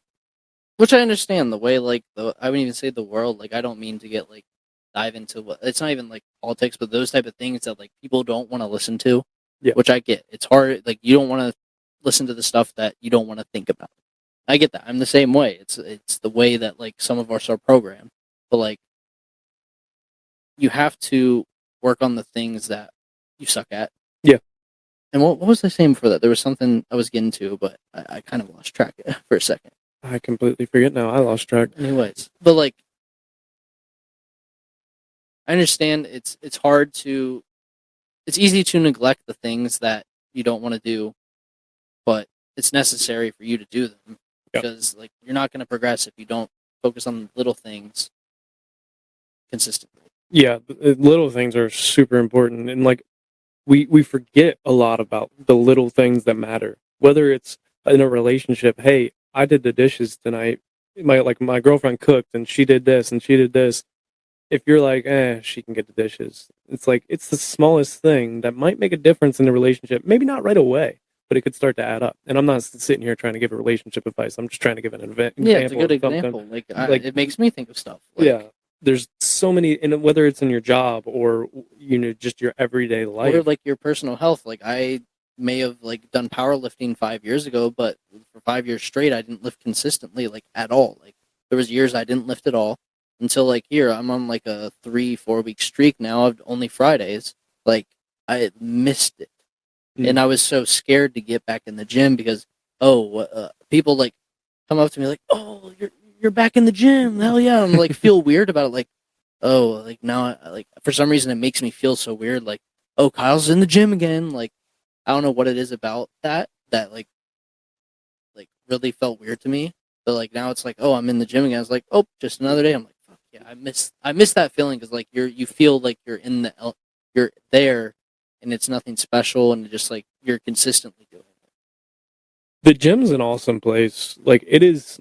I just recently started working out again because after college, it was one of those where like I made every excuse, like time's a factor and this and that, and I was like, like I kind of quit doing it, and then I started working out again over last winter, and I felt great, like mentally, physically, everything started coming back, and then I ended up falling off and made excuses for myself, different excuses this time, but and I just started working out again recently, and because like I've been feeling like something's missing in my life, and I'm like, I don't know what it is, and I think honestly working out's helping because it's like I'm missing like that competition factor in my life, and I feel like competition's a very important thing, and I'm not saying to the degree of playing for a national championship or something like that, don't get me wrong, that'd be awesome, but just competing with yourself even in the gym or competing with your buddy, and I'm not saying kill yourselves, but like that kind of stuff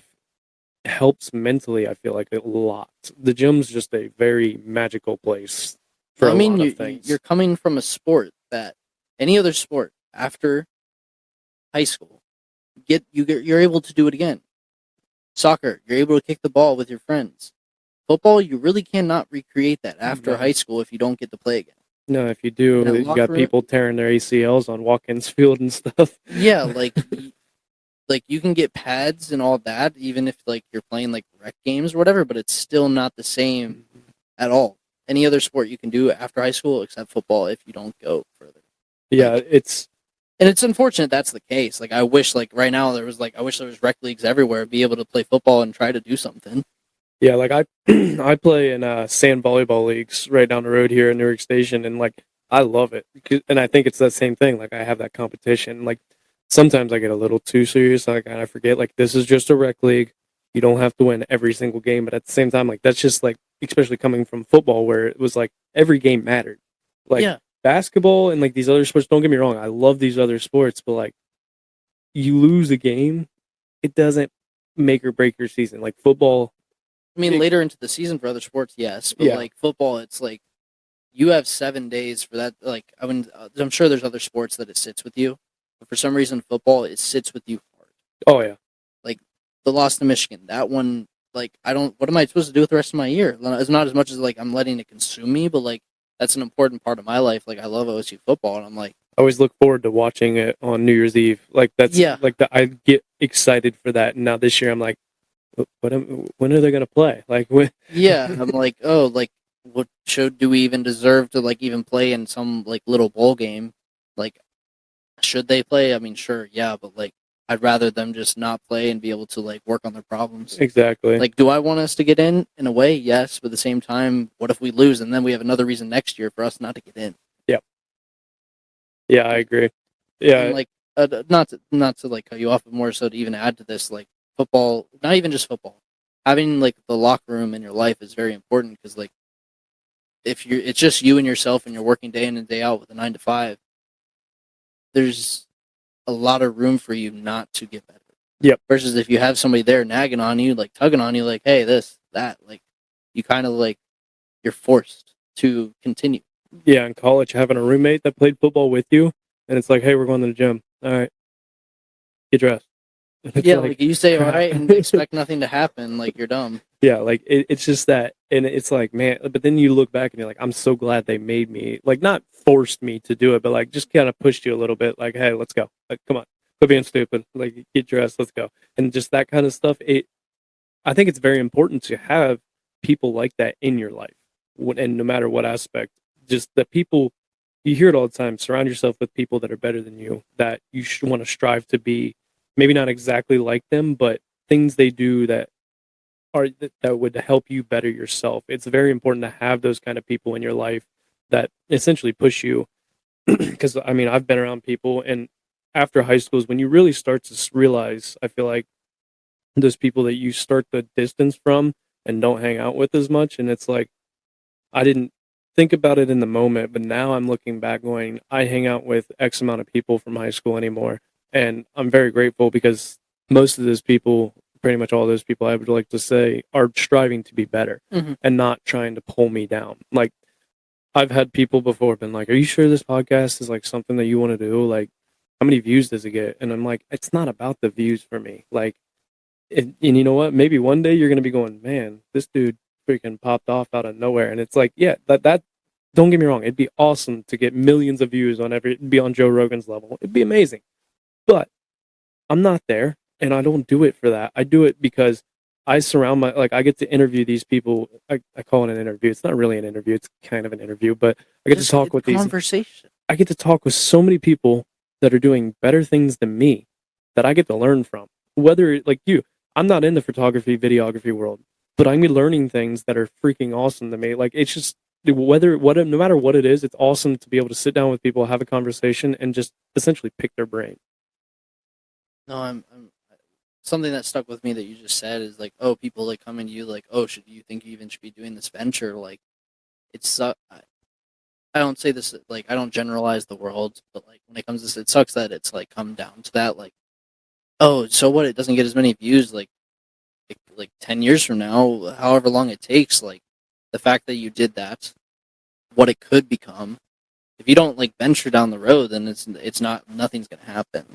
And it sucks that like people question like, oh, how many do you even get enough views for this to even like work? Like, I don't know what it makes me feel, but it definitely sucks that like people do that. Yeah, I like to tell people when they bring up views and that kind of stuff. I'm like, Amazon lost money for 10 years before they become one of the most successful businesses there is. Like, And you're not saying that like, hey, you're going to be successful at Yeah. some point, like that you strive for that.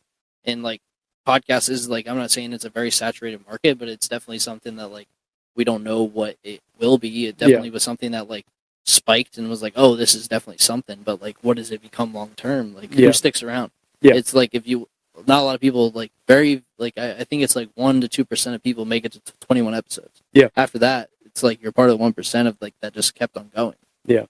And now I'm at 200, and this is 205. And that's crazy. Yeah, 3 years in the making so far, and it's just been a long, long ride. But and it like that's the thing is it's just like I started recording this podcast on my laptop, no microphones or anything. Like that's kind of going back But to the you didn't beginning. let that stop you. No. Like some people, like, oh, this is the most important thing. Like before I came here, I'm like, 5 years ago, I'd been like, holy shit, what am I supposed to say? What am I supposed to do? Mhm. Like everybody gets so amped up, and like this isn't gonna make or break my life. Oh, like if I said some bad things on the podcast and people judge me, like They'll judge you for X amount of time, and then everybody forgets anyway. like That's the thing that even I if think I a lot of said people- nothing on here, they'll just like, oh, Kyle did that.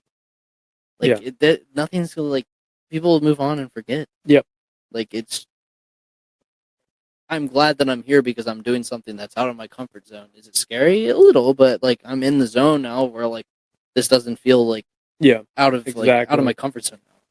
Yeah. Well, me doing this myself, would I like stutter and type of shit? Yeah. Oh, I did for the longest time. Yeah, and it's like it's hard to get past that, and it's like definitely defeating. But like once you do get past that, it's like very. Oh, 100%. I'm going to move into some of these final segments. I do have a question that I like to ask all my guests. I didn't tell you about this one, but if you could go back in time and tell your 16-year-old self one thing, what would it be? This doesn't even relate to what I do, Which is fine. but like family matters. I wouldn't even say, like it's not even because of COVID, but it kind of is because my mom was affected by it, which sucks. Keep your family members close because you never know what's going to happen. My mom, it was like already a year and a half into the pandemic, and like everything was just fine. Like we're doing our thing, just at home, and at some point, she just slowly started to decline. Didn't like, not saying it like there's multiple factors to it, but like, oh, she was more at home. I started to notice that like I'm not here to like voice my mom, and like I'm sure she wouldn't like me just like talking about her. I'm not saying just that, but like giving out her information, that type of stuff. She got sick. I don't know necessarily if it's due to COVID or whatever, but like I never thought this would happen. Because like her life has changed. Like she's affected. I hope she gets back to where she either was or somewhere close, but it's already been 2.5 years. And it's like, I know this is going to be a long road, and like, you can't force somebody to get better if they don't want to, which I understand. But like, it it definitely pulled me hard because I woke up one morning. It was the day I had to shoot a wedding, and I woke up to my mom on the floor, looking up at the ceiling and not responding to me. And that like hit hard, and I was like, I just never thought that would happen, and it just makes you realize like how important and how like short time we have. She's not dead, but like the fact that like life's different. Like I like feel bad that I like can't quit my job to like be there for her all the time for her to get back to where she was. Like, I'm not saying I want to quit my job, but more so like I wish I could like be there for her all the time to be able to like get her back to where she was. Like, Yeah. and now it's like, oh, like people say like, oh, don't feel bad because like you have your life, and I understand, but I still feel guilty. Yeah. Like, as much as people say like you don't want to have any regrets when you like die, like at the same time, that's something like I wish like that's probably one I won't be able to like actually like not have. Yeah. It's, you definitely don't want to have regrets, but we're human. We're going to have things in our life that you do regret. You make decisions that you don't necessarily, you wish you would have done differently. Like, am I doing things that I hope that at some point, like, not saying quit my job, but I make enough income to like I could be with her like for a month or two, or even like 6 months to be able to like get her back to her health. Like, yeah, that's like in my mind what I'm trying. Like, I wouldn't say what I'm trying to do now, but like it's all connected to what I'm like striving to do. Whether it's like, oh, I continue to want to shoot and stuff, but like at some point I would love to just like be able to like help her without any interruptions. Exactly. Like, I live 4 minutes away from her, and it's like, oh shoot, I gotta go see her this week. Like, it's not that I feel bad that I have to see her, but more so like she's just right down the road or right next door. I'd be like, on her like that because it's right there. Yeah, and pulling back, life is short. Things can happen in the blink of an eye. For us, even like it can change drastically. Things did happen. The world changed in a blink of an eye. Yeah, it literally. 1 second I was on Thanksgiving break. The next second I was done with college for that year. Like everything, I went home and it was like, what just happened? Like this is like not to get into hypotheticals, but like imagine like you watch Marvel. There's different timelines. Mm-hmm. What is the timeline without the pandemic and with like it's just crazy to think like what is like what does that look like? Yep. And it's something we won't know. No. We can predict or like assume what it would have been, but like you don't know. That's. I mean, I could sit here and predict what my senior season of college football would have been like, but I didn't have it because of COVID. So like, it's just one of the. You can sit here and make all these predictions in the world, but you don't get to make the predictions. You just get to live with what you're given, essentially. But and what you take from the world as well, not in a bad way, but more so what you make of it. Yeah. Don't just sit there and like, oh, this is like college is over and I do nothing now, but like find something else. That's where like the locker room comes in. Like you're continuing to strive for something. Like continue to like have something important in your life that matters, and continue the next thing and the next thing and the next thing. Yeah, I always hated the question like, "What's next after college?" Like I hated it because everybody then, like you sit there and like I didn't go to college, but then like people ask me like, oh, why didn't you go to college? I'm like I didn't want to spend that money when I rather like get a house someday. Good choice. Yeah, very good choice. But like they ask you that, and like you just feel like this like pressure come up. Like not that I didn't go to college, so I don't know the real pressure. But like when they ask you that question, you're like, fuck. Like of course you had to ask that. Yeah, I actually work a manual labor job with a college degree. Like I don't use my degree so to say. That's like I feel like 90% of people. Yeah. Not to like. I know you're trying to talk about it, but like I don't mean to bash college. Oh, I wish I didn't go. Like the only reason I went is to play football. Really, honestly, that's what drove me to college because I was not going to go to college, but I was able to go play 4 more years, and I was like, all right, I'll go do it. And then I was like, oh crap, this whole college, like I have to do this like school thing too, and especially at a small D3, like you gotta actually pay attention in school because it's like high school size classes. So I wish I didn't go. I'm talking from no experience here, but just my thoughts. The experience of college, I think, I wouldn't say necessary because, like, obviously I didn't do it, but, like, I think it's definitely 80% necessary. But the system of college for anything like except doctors and stuff that's necessary is a system that is built for, like, them to get. Yep. Like, I understand there's certain crafts, like, would I have learned stuff about photography that I don't know? Yeah, probably. But, like, I learned it by myself, and, like, do I have more drive than the person that got a degree than that just learned about that? I think so. Yeah. But the system is built like, oh, I can't work for the limited because they require a 4-year bachelor. I may be a better photographer, but they get somebody out of school that just got a bachelor degree. Like, I don't think that's the way it should be built. Yeah, it sucks. I've always said the college is like one of the biggest scams. Like they steal your money in a way, and like would expect 18-year-olds to make $100,000 decisions. I couldn't make that decision at 24, or 25, however old I am. Like I could, but I don't want that decision at this age, let alone at 18. The only decision I would want that's that price is like a house. Yeah, and like that's like not maybe not money. Now because rent is now officially like cheaper than owning a house, which is crazy to think of. Yeah, I never thought I'd see that. I didn't either. Yeah, but like, and I've also like you said something like, could it have happened faster? You could say yes. Would you have learned things faster? But also the other thing that you look at, would it have also slowed down the process because of the fact that maybe you couldn't buy that camera that you wanted because you have these student loans that you got to pay on? Or not, like, to use you as an example, like you went to college for marketing. You could have been a marketer, but if say I go to college to be a photographer, do I really not become one and not use that degree? Yeah, that's what one of the hardest things so I've been at this job for 4 or 5 years. I started it when I was in college, and we install pools, and I knew nothing when I first started that job. But college did help me in some of like my ways of thinking, and just like I learned a lot about myself through college. But also, like, I look at it as I had somebody one time where I was out with somebody, and one of their friends were like, "What do you do?" And I was like, "Oh, I install pools and patios." And they're like, and they spoke up and they're like, "Well, that's not forever." And I'm like, first off, who are you to tell me like what I should and shouldn't do? And like that just makes me want to stick with this job and prove you wrong. What if and you almost genuinely make enjoy installing decks and pools? I do. That is one thing that's what I'm like. I wake up every day. Not every day. Everybody has their days where they're not excited to go to work. But I mean, even me, like, there's days that, like, it's not even about I'm not excited about my work, but like, does it become boring sometimes? Yes. Yeah. But then, like, it's I wouldn't say it's my responsibility, but at the same time, it is for it to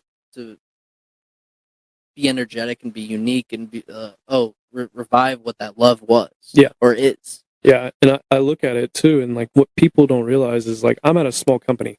There's 3 of us that are installing pools. This company's still fairly young and could grow to the point where me and my boss have talked about it. There could be a point where I'm not in the field anymore and I am using my degree. And I am like, not everything's going to happen immediately necessarily. And like, I feel like if I would have got out of college, went and got a 9-to-5 that's sitting at a desk or whatever, making ads or doing like, I probably would have lost my mind at that age. Now, when I get older, do I want to be in the field installing pools? No, I do not. I do not want to do that to my body. But like, I enjoy what I do right now. I make fairly good money that I cannot complain about. I can pay my bills. I can, I have some spending money. Why would I give that up just to go do what I'm supposed to do and go get a job in the field that I have a degree in? And not what you really want. Exactly. Yeah. Which there's a lot of us, like, I say us as in like the world. Yeah. Like there's a lot more thinking nowadays of like, oh, do I really want to be at this job? Like, it used to just be like, this is what I do. Mm-hmm. And that's what I do till I'm 60 years old. Corey says it all the time. Like, a lot of just like, not even say he used the word minions, but like, for years it's like, oh, I graduate college, I go do a job until I'm 70, and I retire. That's it. That's life. That's it. My dad has worked at the same job for 40 plus years. And I'm not saying that's bad. Some people, like, they need that. Yeah. Or, like, that's what they really want. Kudos to you.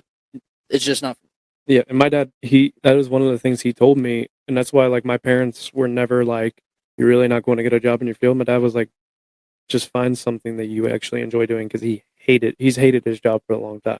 But like he's really close to retirement now, so he's like, "I'm just riding it out to retirement." But it's like I look at that and I'm like, I don't want to be sitting at a job for 40 years, 50 years, however long I work, just to hate it every day. If I have to go do something a third out of my year, essentially, if you work 8 hours a day, I think that's what it ends up being. Why am I going to spend it doing something that I don't enjoy doing? Like, I would much rather have fun, go do what I want to do, than sit there and just hate my life. I agree with that. Like, if people like, I don't say this for everyone. If you want side money, like my thing that I enjoy doing too is like betting. Thank you. Same. As much as it like does suck in ways, and isn't really a great habit, it is fun to like watch sports and have that. But like, say there's something you're passionate about. Say like you like, say, I see across the room a Lego helmet. Say you Mhm. love building Legos. Like you could do that on the side. Like people like request you like build stuff and like they pay you for that. Like it could be the dumbest thing. Not I don't mean dumb as in bad, but like it could be something so simple that you don't realize that you're like passionate about or do as a hobby that somebody could possibly want to pay for that. Yeah. Well, I get side work just because I know how to do certain things. Like the patio, I installed a patio out in our backyard. I just had to pay for material. I installed it myself. I didn't have to pay someone. I asked my boss, and I was like, how expensive would this be? Like, if you were to bid this job?" And he's like, "Oh, you're probably at least $10,000." And I'm like, "Oh."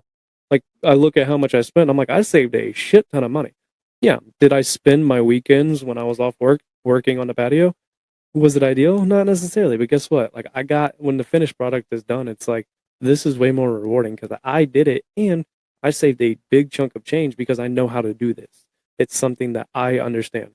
Now, I wish I'd have installed it like today because of what I know now versus like a year and a half ago is the world of difference. And there's things on that patio that I look at and I'm like, But hey, like the glad thing, I don't mean glad thing. Good thing it's still there because like it reminds you every day. Like okay, I learned what not to do. I'm glad Mhm. it's there as a reminder. Like maybe one day I replace it. No, I'm not that's saying you yeah. have to, but like it's there. Like I learned to get better at it, and Mhm. like oh, I know what to change and what not to do. Exactly. Which this kind of leads us perfectly into the best segment of the podcast, which is Motivation Monday.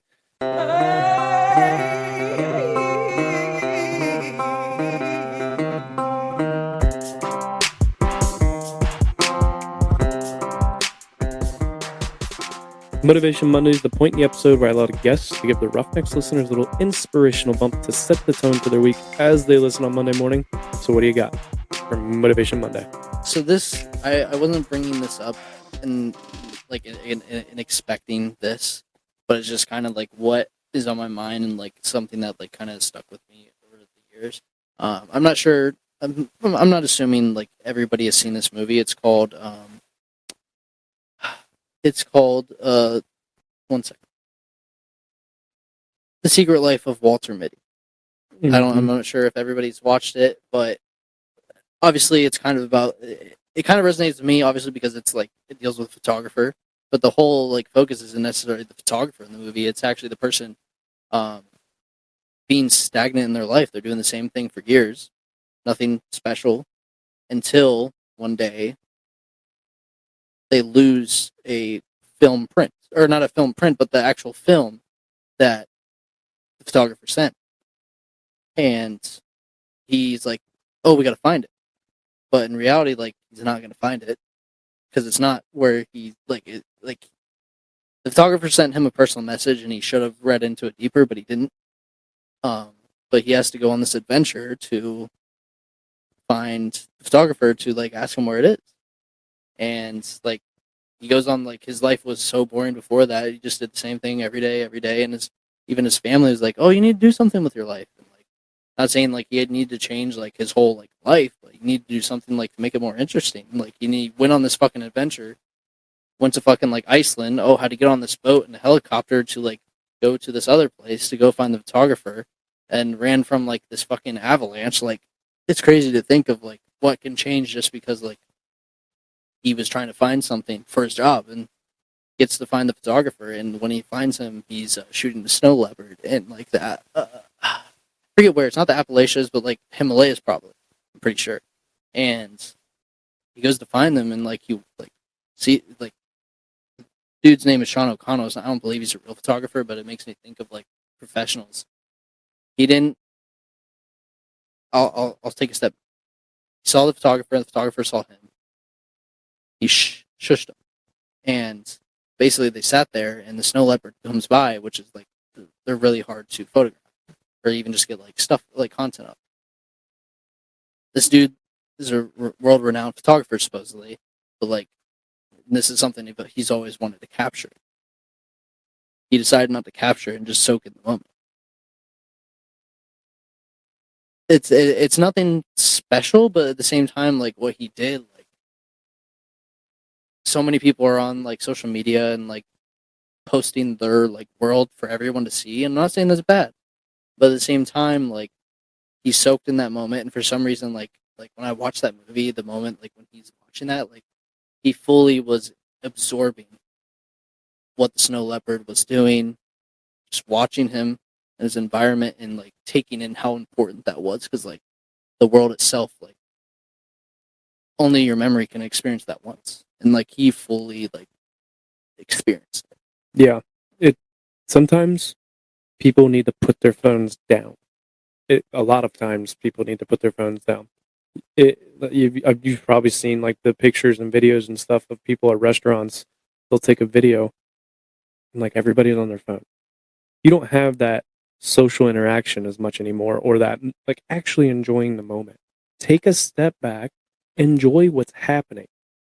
Not everything, don't get me wrong, it'd be very hard for me not to shoot the snow, like to actually take content of the snow leopard, but it's something that if you just take in the moment, it will live in your head forever. Well, and yeah, it's like something that no one else can necessarily take say away that from they you. have. The only thing that like obviously your memory can, but like Yeah.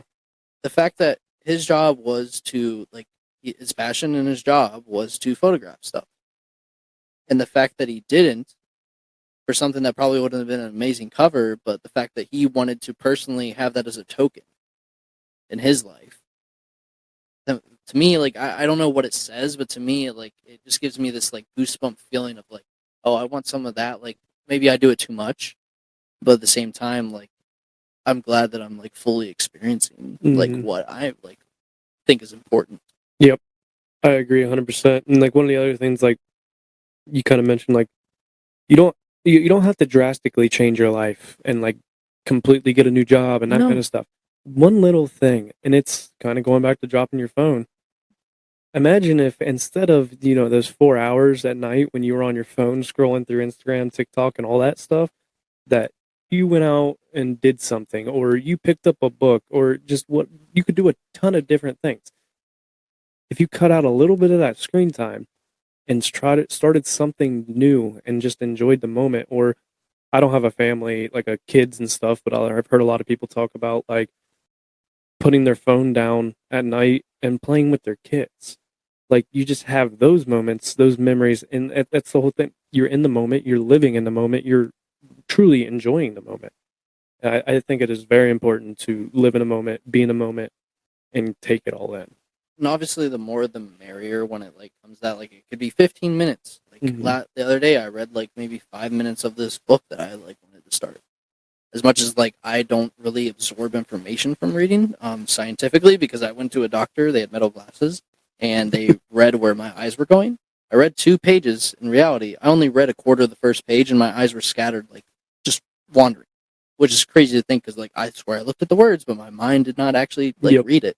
But that's where like being able, like that's another thing, like not to go off topic, like find out what is the best way for you to learn. For me, it's audio. Yep. That's like not saying like podcasts, but just like if I can be hands on and hear it, I'm like fully taking it in. Yeah, like, there's a lot of things. If people just like tell me, and I'm like, no, you got to show me. Like you got to actually like the hands on part is very important for me. Like they'll tell me things at work. They're like, yeah, you just got to do this and this and this, and I'm like, because in my head when they're saying that, I'm like, what if I do this, and like what if I'm doing this wrong? Like I need to actually see it. I'm like, okay, rinse, repeat. Versus like, there's some people that can hear it audio wise and just figure it out. Some people can read it and just figure it out.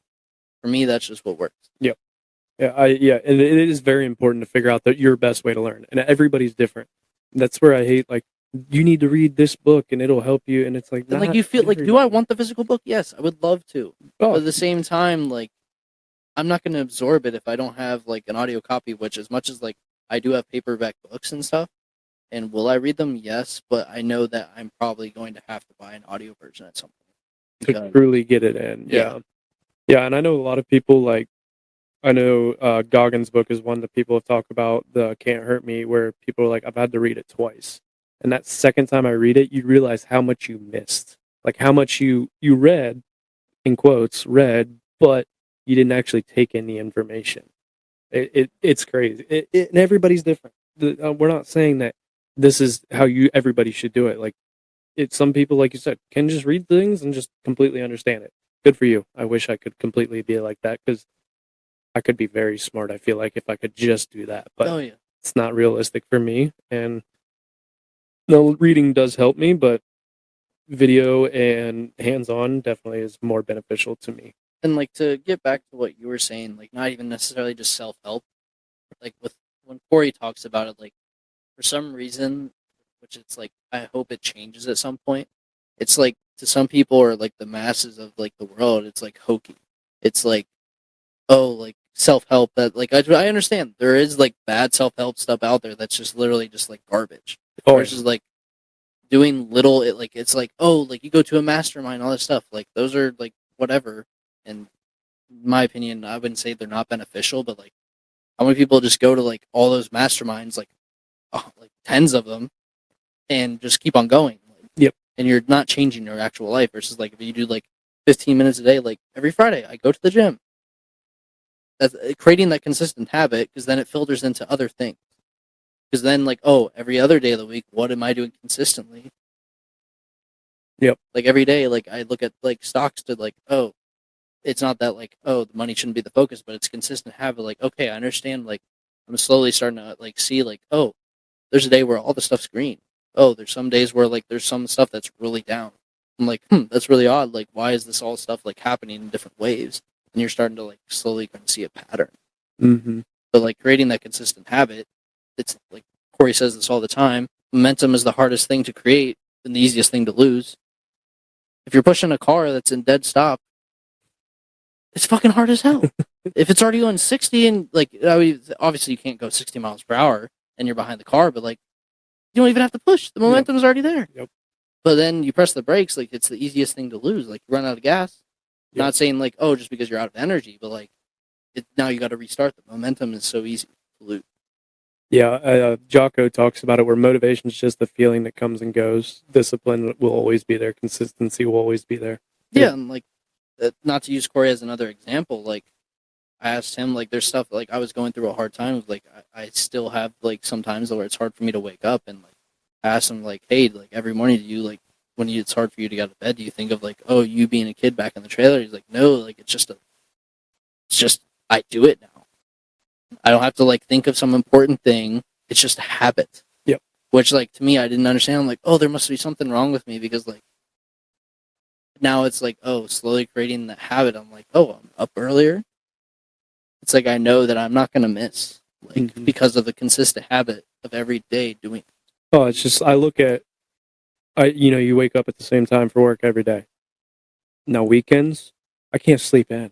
Yeah, I wake up. That's what I've noticed weird, like today, which sucked that I took an extra hour of sleep because I was up too late, which I wish, even if I was up late, I wish I would have stayed up, because then, like, I only got to fucking do, like, 15 minutes of cardio at the gym, and the day didn't feel as productive as I know it could have, because I wasn't consistent with, oh, today I decided to take that extra hour to sleep because I stayed up too late. Yeah.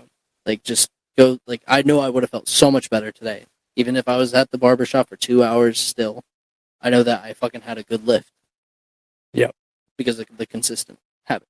Yep. Consistency is key. We talk about that a lot on this podcast, and there is a reason for it. It's because it is important. It really is. Building consistency is the hard thing to do, but once you get there, it just becomes like second nature, and just it's just muscle memory essentially. But Kyle, thank you so much for coming on the Roughnecks podcast. I truly appreciate it. No problem. Where can people find and follow you on social media? So currently at Content Kyle on Instagram and Threads. On Twitter, I believe it's the Content Kyle. I don't have a website currently. That's one thing I've been trying to figure out, like, what am I actually going to do with it? I plan to have a Content Kyle website by the end of January 2024. That's like, at least it doesn't matter even if it's like all glitchy or whatever. I would even say glitchy. It's still like, it just needs to be there. Yeah. Just needs to be there. So yeah. I will, and also I think Content Kyle on Facebook.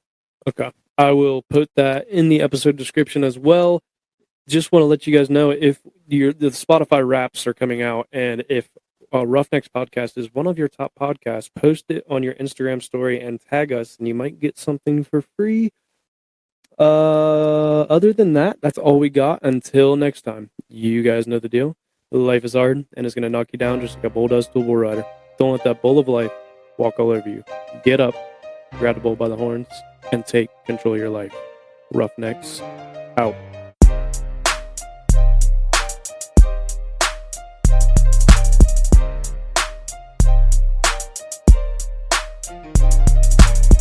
Thank you for tuning in to today's episode of the Roughnecks Podcast. If you like today's episode, then be sure to click that share button and tell a friend to check us out.